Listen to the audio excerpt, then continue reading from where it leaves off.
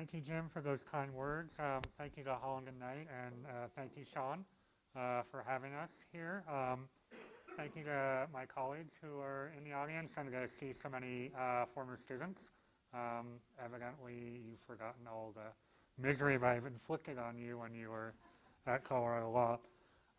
So it's a great pleasure to talk about financial crises during the holidays.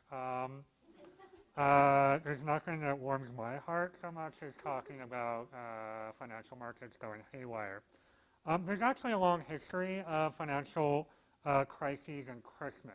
So everybody who's had a traumatic experience during Christmas, the holidays brings that back up to the surface. So my traumatic experience was my uncle's first wife made us watch It's a Wonderful Life every Christmas. And frankly, I rebelled because everyone else sort of thinks of that movie in terms of every time a bell rings, an angel gets his wings.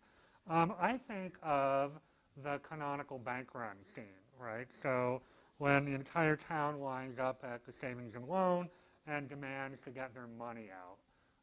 And after I have a few drinks, I'll do my Jimmy Stewart impression afterwards, right? Like, you got it all wrong. Your money's not here. It's in Will's house down the street. More to come during drinks.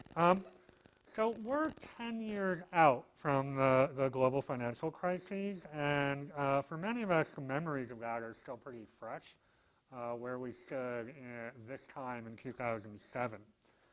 So I want to talk first about one of the most pernicious myths that we have from the financial crises.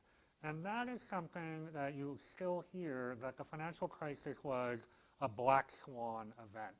And it comes from a pretty famous and pretty bad book about the financial crises that talked about the financial crises as some sort of natural random event that's a 500-year storm. And the reason that I think that that's a pretty pernicious myth is that the financial crisis was very much a man-made event, and it might have been hard to predict, but it wasn't impossible to predict. And it's a myth that proves very useful if your goal is to say that policymakers really can't do anything in terms of preventing or mitigating the next financial crises. And one of the reasons that the Black Swan myth or the Black Swan metaphor has taken hold is because it looked a little bit like a Black Swan event when you consider how relatively stable U.S. financial markets and U.S. financial institutions have been since the end of World War II. So we have what some scholars call the quiet period, both in the United States and in many Western countries, roughly from 1945 to 1975. You saw a pretty historically anomalous period in which we had 3 decades of financial stability. These 3 decades were also a period of tremendous economic growth. They were a period of tremendous productivity increases in the economy. And they were a period that people like Alan Greenspan call the Great Moderation.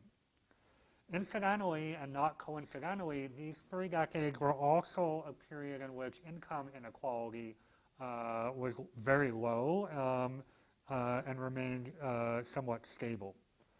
And as an aside, I don't think it's also a coincidence that these 3 decades were also a period which saw in the United States and elsewhere remarkable progress in civil rights. And what's interesting for a legal scholar, not just for economists, is that the regulatory regime in which we regulate securities markets and we regulate banks, both in the United States and across OECD countries, was remarkably stable for that entire 30-year period. In most OECD countries, so the US, Canada, Western Europe, Japan, Australia, and New Zealand, we saw relatively little major regulatory changes in the ways in which banks and securities firms were regulated in that period. So in many countries, or most, not all, we had highly segmented financial services sector. So in the United States, this took the form of Glass-Steagall, which drew pretty bright line boundaries between banking, insurance, and securities firms. Now, this quiet period in which we saw economic growth coupled with regulatory stability really started unraveling in the mid-1970s. And a range of countries experienced first financial liberalization and then pretty severe financial crises. So we saw this pattern take hold in countries like Spain, Scandinavia, Australia, and Japan. And throughout this period, Britain and the United States looked like they were relatively immune from at least the financial crises part of this pattern. We did have the savings and loan crises in the mid-1980s, but that was more of a regional or multi-regional crisis than a national one. But that changed. The sort of period in which the U.S. was immune from financial crises largely changed, starting with the tech stock bubble and then the global financial crises a little bit over 10 years ago. So the bad news is that it's quite possible we have returned to a 19th century environment where, in which Britain and the United States throughout the 19th century saw periodic financial crises every 10 to 15 years. And this is Merry Christmas, Happy Hanukkah. It might mean that we are back in a period in which we had periodic financial instability. We had a great deal of regulatory instability. On the economic front, some of the views of more heterodox economists like Hyman Minsky have now come back to the fore. So Hyman Minsky was a very famous Berkeley economist who talked about how financial markets suffer from an inherent instability. And I've taken some of his work in my book and talked about how financial regulatory regimes also suffer from an inherent instability. So I want to look at really three questions tonight. One is, can we predict the next financial crises? Number two, can we recreate the conditions of the quiet period? So economic growth coupled with regulatory stability. And third, what led the quiet period to really unravel? So let's talk first about, can we predict financial crises? So the Black Swan myth that this was a 500-year flood has a corollary myth, namely that we can't do anything to predict the next financial crises. And I think that's wrong. It's certainly challenging to predict financial crises. As some of my snarkier colleagues have said about me, I predicted 7 out of the last 2 financial crises. But I don't think that all financial crises are inherently different. The argument is that we're never going to have another tulip mania. And if we did, people would recognize it for what it is and would never start engaging in highly risky or irrational behavior. But I think many financial crises are the same if we look at crises with the right degree of abstraction. And that's challenging, but I don't think impossible. All financial crises essentially have some common elements in terms of what makes them particularly bad. And one element that makes some financial crises quite a bit worse than others is a high degree of leverage in financial markets. There's a magic quality of borrowing money, particularly when financial institutions are borrowing and then relending. That leverage makes booms a lot higher. it makes busts and crashes a lot deeper. And we could see this magic or black magic quality of leverage in the difference between the severity of the tech stock bubble compared to the subprime and global financial bubble. The tech stock bubble was largely done in equity markets. It was largely not done with borrowed funds. We could see in the global financial crisis just how much worse a financial crisis is when households, financial institutions, and businesses are heavily borrowing in order to invest in asset markets. A second lesson that we get by looking at over 350 years of financial crises is that the worst financial crises not only involve leverage, they involve real estate booms. Why are real estate booms so much worse than other financial crises? In part, it's because it's hitting people quite literally where they live. Second, financial crises that involve bank lending are also quite a bit worse than financial crises that are not involving banks. Because banks in their core business model are combining credit and savings. They're borrowing from investors and lending on to homeowners and businesses. And when banks go under, they're essentially paralyzing both the credit and the savings system. Banking is, as those of you who actually took banking with me, and as Sean will do a better job of explaining next semester, banking is an inherently fragile business model. And when banks suffer from making bad loans, or when they suffer a liquidity crisis, they can engage in massive deleveraging, which has pretty extreme effects on the entire financial system. If we look at data, like from the very interesting study This Time is Different, the worst financial crises somehow combine a real estate crisis, a bank crisis, and a capital markets crisis. And in our global financial crisis, we saw how this worked through the development of real estate mortgage-backed securities. Securitization created a way of joining together real estate lending, banks, and capital markets. And on the flip side, securitization created a coupling rod that joined together a real estate crisis, a banking crisis, and a capital markets crisis. So essentially we got 3 hurricanes joining together in the warm waters offshore. So if we look then for warning signs of what causes a real estate crisis, a banking crisis, or a capital markets crisis, there are some hallmarks. One is the influx of unsophisticated first-time retail investors into a market. The influx of unsophisticated investors means that crises, collapses, and asset prices will directly impact the real economy. It also means that the impact of a financial crisis is more diffuse and makes it much harder for a government to intervene.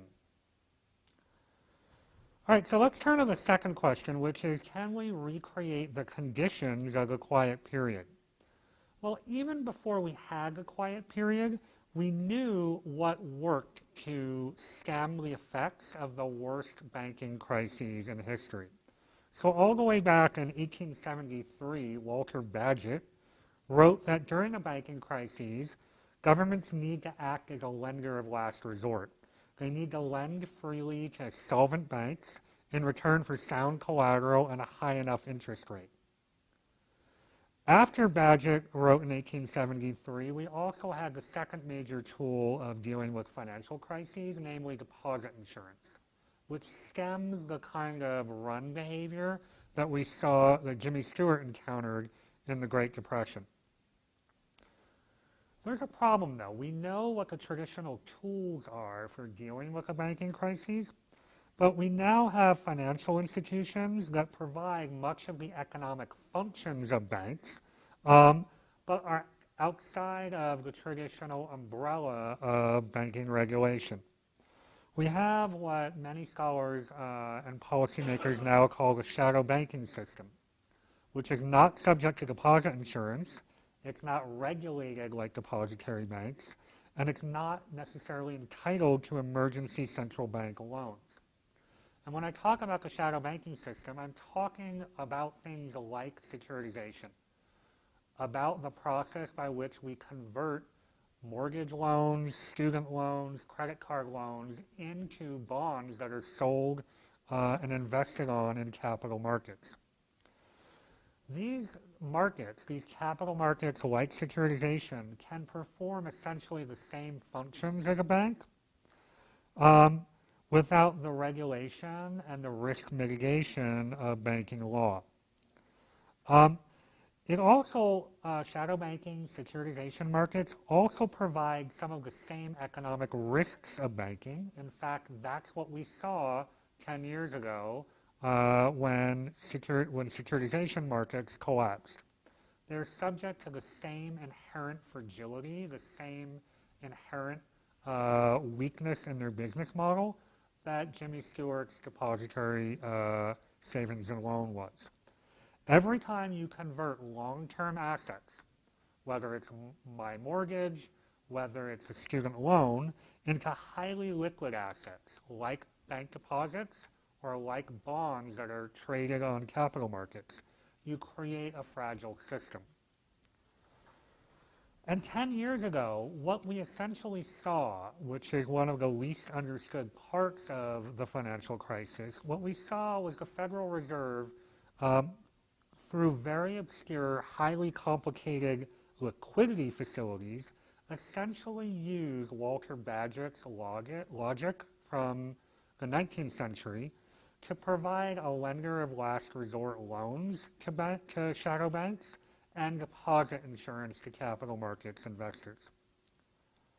So the shadow banking system functions like a banking system, it suffers runs like a banking system, and it's been bailed out like a banking system. So that leads to a question: if it quacks like a bank, should it be regulated like a bank? And I'll return to this in a minute. But let's go back to can we return to the quiet period? What led to the quiet period?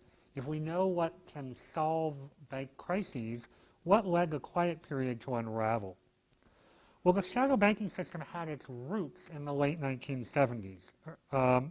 Across a range of OECD countries, corporations turned to capital markets for borrowing, and investors turned to capital markets and not banks to put their money for safe investments. We saw not just the rise of bond markets, but the rise of things like money market mutual funds in the United States and non-bank lenders in Japan and Scandinavia. And banks were not necessarily separated from the shadow banking system. In fact, they were intimately connected to these non-bank financial markets through loans and investments. Essentially, if they were losing their lunch money to capital markets, they lobbied policymakers to allow them to, if we can't beat them, join them and participate in capital markets, including via securitization. This link between the banking sector and the shadow banking sector created pathways again for contagion, ways in which a real estate crisis could translate into a banking crisis, could translate into a securities crisis. And in fact, we saw financial crises in most OECD countries over the last 30 years. They started in the periphery of financial systems and slowly spread towards the core, towards depository banks. So what can we do if we have a system of shadow banking system that largely is extremely large and extremely fragile? Well, one thing we could do is we could take the quacks like a bank, regulate it like a bank approach, which many people call functional regulation, right? Let's apply the same kinds of tools that banking law has to these capital markets? Well, that's not so easy for a couple of reasons. One reason is to really take a metaphor to absurdity, what I call the turducken principle. Because essentially these banks these shadow banks sort of function like a bank. They kind of quack like a bank, but not exactly. They don't perform the exact same economic functions as a bank. They don't perform them to the exact same degree, and they don't perform the exact same risk. So when you apply regulatory tools, when you transplant them from one context to another, it can create pretty severe distortions. And those severe distortions are going to be exacerbated because smart people like we train at Colorado Law and who work in fancy investment banks and fancy law firms will figure out a way to move money or design transactions that exploit the differences between how different kinds of financial institutions are regulated. The second approach is if we don't do functional regulation, which is extremely difficult, not least because of problems with actually designing due process compliant laws, if we could try to recreate the walls between banks, securities firms, and insurance firms. We can define banks to be narrow and boring like they were in the 1970s. We can say that only banks that are heavily regulated are going to have the benefits of the government safety net. And only those banks are going to be highly regulated for things like moral hazard. So markets and financial institutions left outside the wall are largely going to be left to their own during the financial crises, with no government bailout, no government safety net.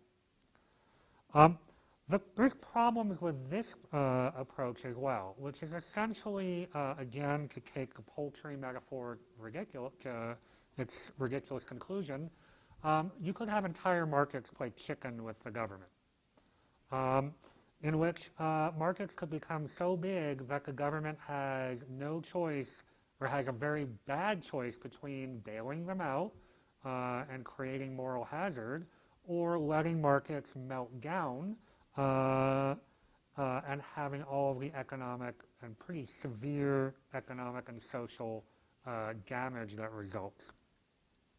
Part of the problem is that these market institutions are also solving problems for corporations and investors. Part of why the quiet period unraveled was because we saw the end of things like the Bretton Woods system of exchange controls in the early 1970s.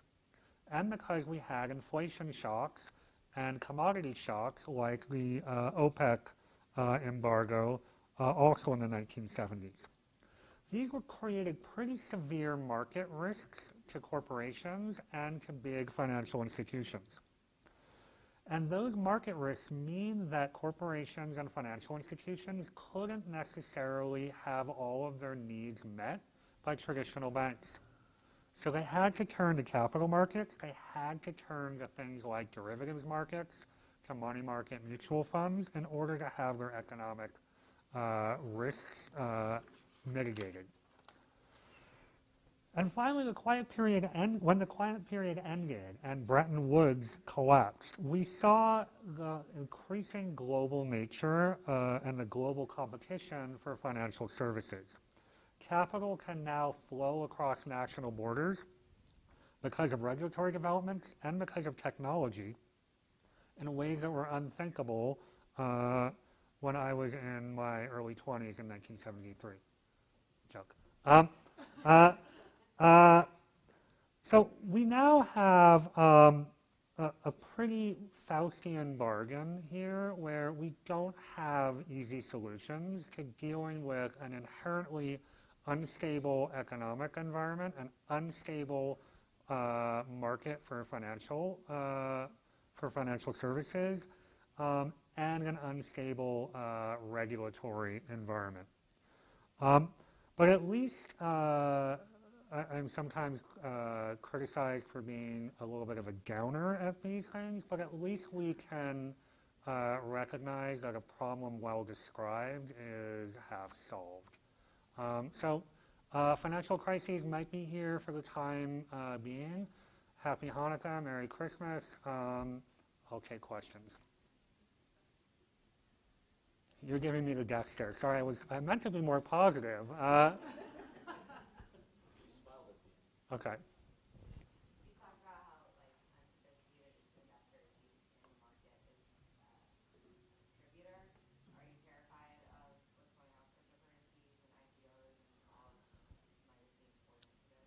Yeah, I mean, I think, so one of the news items just this past week was how much of Bitcoin's rise appears to be driven by smaller investors in Asia.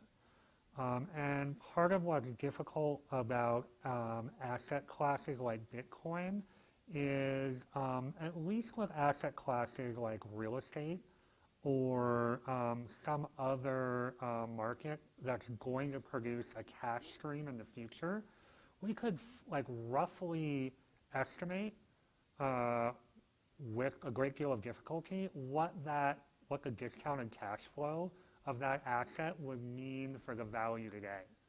There is no intrinsic value of a Bitcoin at all. It is not going to be producing any kind of cash flow in the future. The only way you're going to get a return is by reselling the asset in the future. Once people were allowed to own it, and then it just crashed. Yeah, it's very possible. It's possible it's even worse because, as I mentioned before, assets that have some kind of value outside of the resale value at least have some floor, right? So gold is used in industrial processes. It has some functional use other than its resale value. And here, it's because there is no functional use of Bitcoin in terms other than as a store of value and as a way of reselling it, it's potentially even worse. And we've seen repeatedly that systems that store or exchange Bitcoin are subject to hacking, subject to bankruptcy, subject to fraud. And I think that could very quickly undermine the confidence in a lot of these virtual currency markets in a way that you don't have that kind of concern when you actually are able to store the gold under your bed. So again, Happy Hanukkah, Merry Christmas, not happy news. I'll smile when I deliver the unhappy news. So I know one of the things they've talked about is, and I'm going to go out on a limb because I'm not familiar with it, but the Volcker rule and going back to some separation between investment banking and traditional banking. Would that take us back closer to that quiet period regulation, or not far enough, or is it just, are we too far gone to even see any benefit from that? Yeah, I mean, I'll admit that I'm not terribly popular with some of my more progressive colleagues because I don't really think the Volcker rule ever made quite a bit of sense. It seemed to be sort of a poor man's version of Glass-Steagall, but to provide very little of the benefits of that versus an enormous amount of complexity. So I'm not sure that it was ever really addressing some of the real core problems that are in the banking model.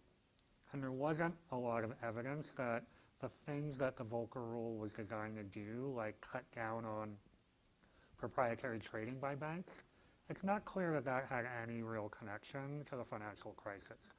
So I'm not anti-regulation. I just don't really understand what that was getting us.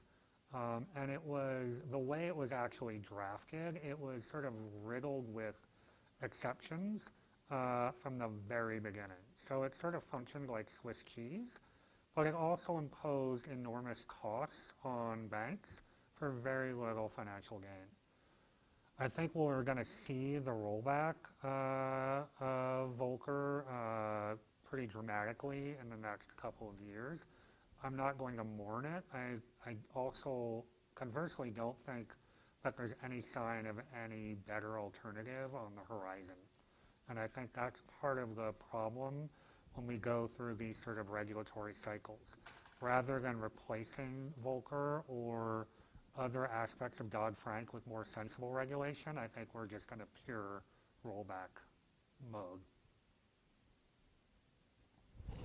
The 1970s market risks that you mentioned that caused some of that unraveling, it sounded like those were all things in commodities markets, like the OPEC. They tend to be real markets for real goods that were commodities markets. And the antitrust laws are often used to deal with some of those problems that you saw then. And maybe I'm generalizing too much, but if you could use the antitrust laws in an imaginary global world where we agree on the legal norms, I mean, would that help with this issue, or it wouldn't be much to be in the shadow market? Possibly. I think it would affect some of the markets. Like if we could have some theoretical antitrust law to break up OPEC, that would certainly deal with some of the risk that we saw in the 1970s, for example, with oil price shocks. There's other commodity markets, like foreign exchange markets, because we went away from fixed foreign exchange rates in the early 1970s. Banks and corporate customers all of a sudden needed things like derivatives to help them deal with foreign exchange risk that just wasn't part of their business model in the 1960s.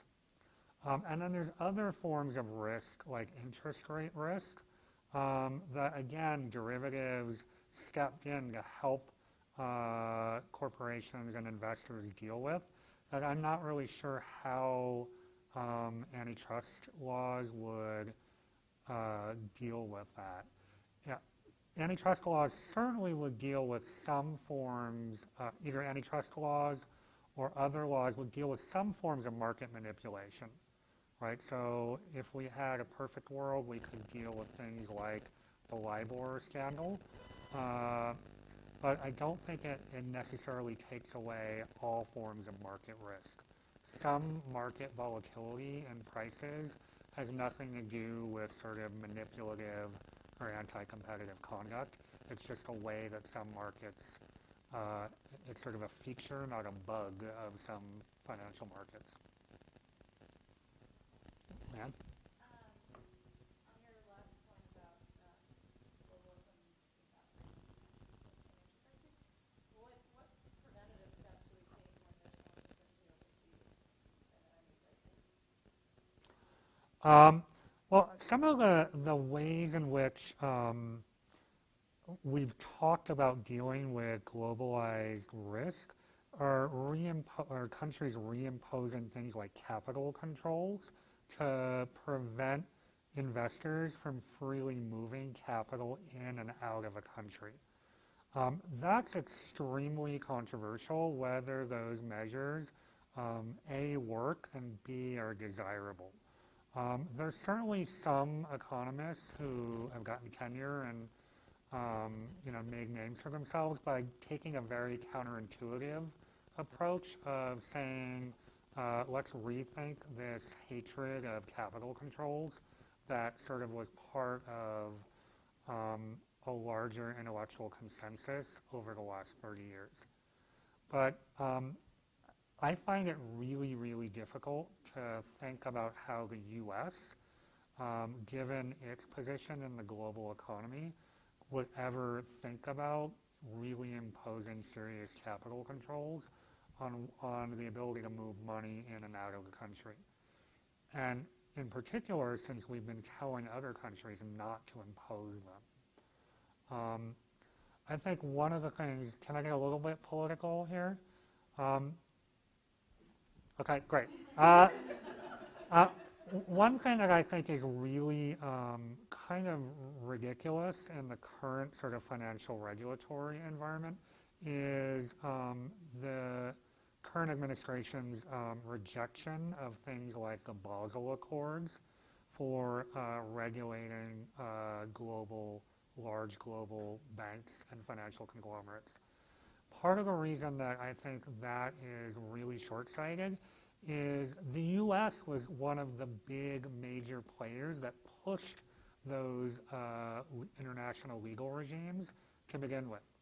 And the theory from the 1980s all the way today was that we not only drive that international regulatory regime, it's in the interest of our own financial institutions to make sure that other countries are imposing the same kinds of rigorous financial standards on their home country banks that we do on our own.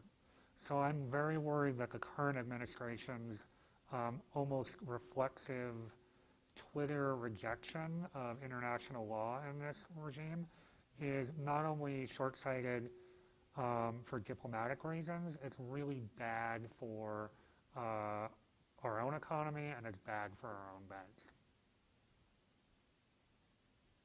Do you think that most bank executives would agree with you, or do you think executives would agree with you on that point? I think they would. I mean, I think the Jamie Dimons of the world understand that Basel is a good deal for them, and that they get quite a bit of benefit out of having a stable regulatory regime at home, and they get quite a bit of benefit out of ensuring that European banks aren't cut sweetheart deals from their home country regulators.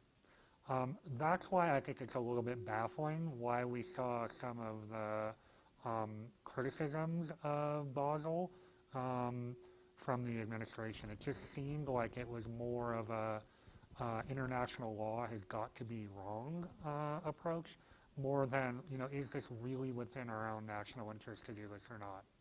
I mean, this is clearly, I think, within U.S. interest to have a pretty strong international regulatory regime here.